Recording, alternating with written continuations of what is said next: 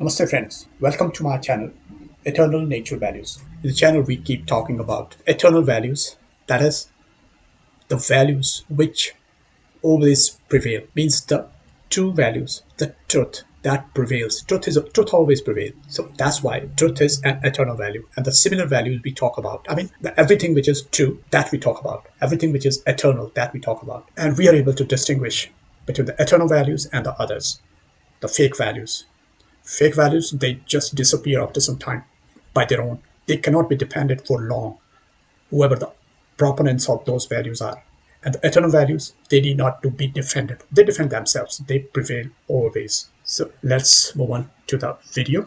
Please keep watching. Please subscribe my channel, Eternal Nature Values. Like the video, share it, and share your feelings about these eternal values in the comment section. Dhanyavad. Continuing studying Bhagwad Geeta, we have reached onto chapter 2, shlok 32. Just I would like to explain what the shlok means and how the general conceptions are all about Hinduism. यदृच्छयाचोपपन्नम् स्वर्गद्वारमपावृतम् सुखिनः क्षत्रियाः पार्थ लभन्ते युद्धमीदृशम्.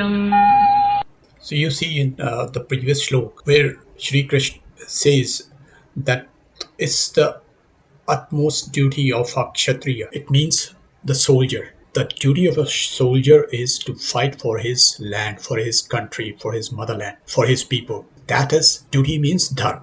That is his dharm, the utmost dharm. And is every time emphasized in Hindu scriptures, Hindu literature, that on the basis of your karma, you get either swarg or nar. It's most of the time it's correlated with heaven or hell, but it's not the same, because usually they have a different. The hell and heaven is based on a different concept, and swarg or nar, that's on a different concept, because they say that, like heaven and hell, people, they say that the person who dies will either remain in hell forever or heaven forever. But Hinduism, we have a concept of rebirth, reincarnation. That makes the meaning of hell and heaven and swarg and nar little different. Swarg means you, after your death, you'll attain moksha. You will reach nearer to the self energy. Self, we will discuss sometimes later in a separate video, that what the self is and how I correlate it with the energy. Instead of self means Atman, Brahman. Brahman and Atman is the same thing.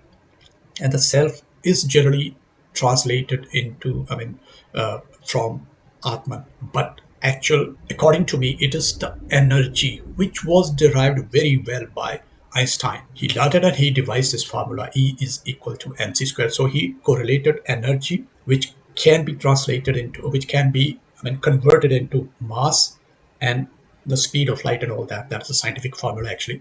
So mass means the body, the physical appearance of something, of energy, otherwise you won't be able to see. But mass, you are able to, you can see it. Anything which appears before your eyes as an object, whether plants, animals, humans, rocks, earth, anything, planets, that's the mass. And that has come from energy. Oh, that's what Hinduism tells, that energy is spread all around, and in between it takes different shapes, different forms. There is another concept in Hinduism, that is of moksha. Moksha means that your part will get merged into this energy, this eternal energy. So you won't come into any of such kind of forms, like the human forms, which has got suffering during their lifetime. So you won't be getting that.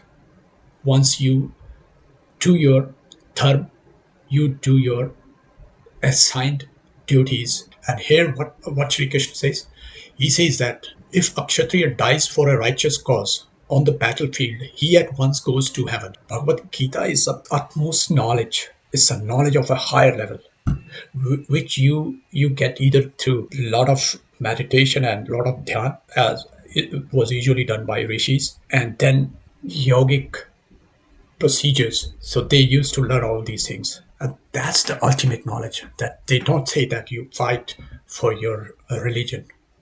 Whoever doesn't belong to your, anybody who doesn't belong to your religion, he should not exist. Even if anything, like who the religions consider as God, they say that God is one. If God is one, how can God differentiate between the different people? That's why I say that no God is there. God is energy, God is Atman, Bhagwan. Everybody is God. Everybody is part of Atman. Everybody is a part of that God. So it cannot be different. Neither the humans, nor the animals, nor the plants, nor the any universal objects. Everything is part of that God, that energy, that Atman. Let it be understood like that. Thanks for watching. Namaste.